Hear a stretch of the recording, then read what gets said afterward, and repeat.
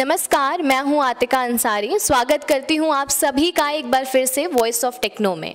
Voice of techno के इस खास एपिसोड में आपको हम आज एक खास इंसान से मिलवाने वाले हैं जिन्होंने अपनी सिंगिंग करियर की शुरुआत सारेगामापा लिटिल चैम्प से की और उसके बाद ये सिलसिला बढ़ता ही चला गया। फिर क्या कहना था, उस्तादों के उस्ताद, क्लोजअप भारत की शान महाविजेता 2018 में इंडियन आइडल सीजन 10 के टॉप फाइनलिस्ट में से भी एक रहे। जी हाँ, हम बात कर रहे हैं विभोर पराशर जी की, जो कि आज हमारे साथ टेक्नो ग्रुप ऑफ इंस्टीट्यूशन में मौजूद हैं और अंतरंग 2K23 के सेलिब्रिटी परफॉर्मर भी हैं। तो चलिए उनसे मिलते हैं और बातचीत करते हैं। First of all sir, we are very glad to have you here. Sir, मेरा पहला सवाल आपसे ये है कि जैसा कि हम जानते हैं कि आपने अपनी सिंगिंग करियर की शुरुआत काफ़ी कम उम्र, यंग एज में कर दी थी, तो वो पहला थॉट क्या था या वो कुछ ऐसा इंसिडेंट हुआ जिसने आपको पुश किया सिंगिंग करियर को परस्यू करने के लिए? So when I started singing, जब मैंने गाने की शुरुआत की तो मैं कुछ 7-8 साल का था and my mother used to sing. वो पहले गाते थे, अभी भी गाते हैं, बट अभी ऐसा घर में अब गाते हैं। पहले she used to do like live shows and जागरण में भी गाते थे, तो मैं भी कभी कभी उनको ज्वाइन करता था। बट फिर मुझे इंटरेस्ट आने लगा म्यूज़िक में। फिर मेरे स्कूल में म्यूज़िक होता था, प्रेयर्स होती थी, तो मैं वो ज्वाइन करता था। फिर स्कूल में फर्स्ट टाइम मेरे पेरेंट्स को कॉम्प्लीमेंट देने के लिए बुलाया था, शिकायत करने के लिए नहीं बुलाया था कि आपका बेटा अच्छा गाता है। तो फिर पापा मम्मा ने थोड़ा सीरियसली लिया कि चलो अच्छा है, पढ़ता लिखता नहीं है, कोई बात नहीं, बट म्यूज़िक करता है। तो they were like very happy, they were like very supportive. और उन्होंने कभी नहीं बोला मुझे कि पढ़ाई भी ज़रूरी। दे वर लाइक कि जो मन करता है करो, अच्छे से करो, फुलफिल करो उस ड्रीम को जो मन करता है करने का। तो मेरी मम्मा से ही मुझे म्यूज़िक मिला है। Okay sir, great. सर, जैसा कि हमने आपको सारेगामापा में देखा, फिर बहुत सारी प्रोग्राम्स आए और फिर इंडियन आइडल, एक तरीके से हमने आपको अपने ही टेलीविज़न स्क्रीन पे बड़े होते हुए देखा है। तो सर, मेरा सवाल भी आपसे यही है कि आप अपने शब्दों में इस एक्स्ट्राऑर्डिनरी जर्नी के बारे में बताइए हमें। एक्स्ट्राऑर्डिनरी जर्नी तो थी, काफ़ी अप्स एंड डाउन्स भी थे, और इजी भी बिल्कुल नहीं था, because you have to audition it every time. हर बार आपको ऑडिशन देना पड़ता है। डजेंट मैटर कि आप एक शो में फाइनल्स तक गए हो तो आप दूसरे शो में सेलेक्ट हो जाओगे, या आपको कोई आपके प्रति कोई ज़्यादा सहानुभूति से आपको सेलेक्ट कर लिया जाएगा, ऐसा कुछ भी नहीं होता है। You have to do it like from zero से आपको वापस स्टार्ट करना पड़ता है। यही बोलना चाहूँगा कि हर टाइम, हर बार आपको उसी प्रिपरेशन और उसी मूड, उसी माइंडसेट, उसी पैशन के साथ आपको जाना पड़ता है। चाहे वो लाइव शो हो या कोई रियलिटी शो हो या स्टूडियो रिकॉर्डिंग हो, कुछ भी हो, आपको वैसे ही जाना पड़ता है। तो मेरा यही मानना है कि you have to be extraordinary every time. Yes sir, बिल्कुल सही कहा कि हमें कंसिस्टेंसी तो मेंटेन करनी ही पड़ती है।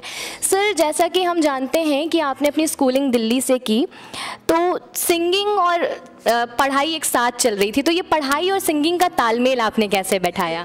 तालमेल किया ही नहीं, मैंने सिर्फ म्यूज़िक पे ही ध्यान दिया तालमेल पढ़ाई का सिर्फ ऐसा था कि मम्मी पापा भी बोलते थे कि यार बस तू कर ले, 12th कर ले, उसके बाद तेरे को जो करना है तू कर। सो आई वॉज वेरी हैप्पी कि चलो ठीक है, आफ्टर स्कूल वो मेरे को पढ़ने के लिए कोई फोर्स नहीं करने वाला है।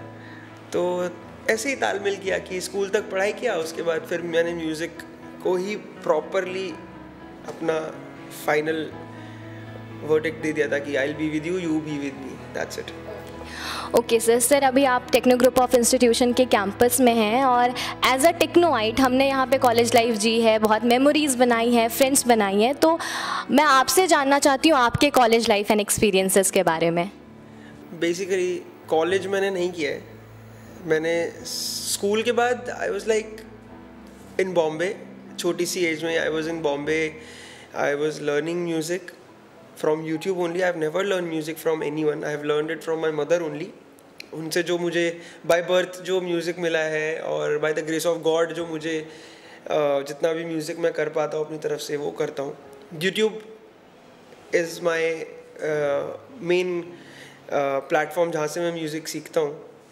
कॉलेज लाइफ मैंने कभी देखा नहीं है, बस मैंने परफॉर्म किया है कॉलेजेस में। मैंने जितना स्कूल से सीखा है मेरे लिए वही अभी तक काम कर रहा है। तो मेरे लिए यही है। सर, जैसे कि आपने अपनी मदर का जिक्र किया, तो हम ये क्या समझ सकते हैं कि आप अपना जो श्रेय है सारे मुकाम का वो आप अपने मदर को देते हैं? Mother and father both of them, because दोनों इक्वली मेरे साथ थे, द होल फैमिली है इनफैक्ट। सर, तो उसी से रिलेटेड है कि आपके इंस्पिरेशन कौन है एज अगर हम सिंगिंग करियर प्रोफेशनल फील्ड की बात करें तो? सोनू निगम सर को मैं बहुत सुनता हूँ, इनफैक्ट आज भी सुनता हूँ। उन्हीं से मैंने सीखा है, उन्हीं के गानों से मैंने सीखा है। एंड बेस्ट पार्ट ये है, मुझे जो लगता है उनके नाम से जो हमेशा मुझे याद आता है कि जब भी मैंने गाना स्टार्ट किया था तो मेरे को बहुत ज़िद थी और मैं बहुत छोटा था, आई वाज 8-9 ईयर्स ओल्ड। तो मैं हमेशा अपनी मॉम को बोलता था कि मुझे सोनू निगम सर से मिलना है, उनका गाना सुनना है।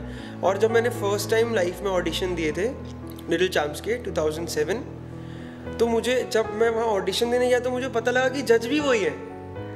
तो मैं इतना खुश हो गया, तो मैंने अपना 100 सोच के गया था, तो मैंने वहाँ पे 200-300% दिया कि मेरे को सेलेक्ट होना ही है। And I got selected. और रात को 3 बजे मेरा ऑडिशन हुआ था बॉम्बे में ही, और ही वॉज वेरी हैप्पी, बहुत प्रेज़ किया उन्होंने। एंड देन अभी रिसेंटली 2019 में मैंने उनके साथ US टूर भी किया। So I was very happy कि I am travelling with him, travelling the world with my idol, जिनसे मैंने सीखा, जिनसे मैंने सुर लगाना सीखा, कैसे एक सिंगिंग को कैसे डिफाइन करते हैं, कि क्या इमोशंस उसके अंदर डालने चाहिए, क्या जो भी मैंने सीखा है उनसे सीखा है। So grateful to him. In fact KK sir also, अभी वो आवाज़ हमें कभी भी सुनने को नहीं मिलेगी, आई ऑलवेज मिस हिम। उनका भी बहुत बड़ा श्रेय है। मैं उनके गाने मेरे लिए हमेशा लकी रहे हैं। मैंने ऑडिशंस में उनके गाने गाए हैं KK सर के, बट जो मैंने म्यूज़िक सीखा है वो सोनू निगम सर से सीखा है। और मेरी मदर का तो मेरे पे हाथ है ही, तो all the credit goes to my mom, Sonu Nigam sir and KK sir.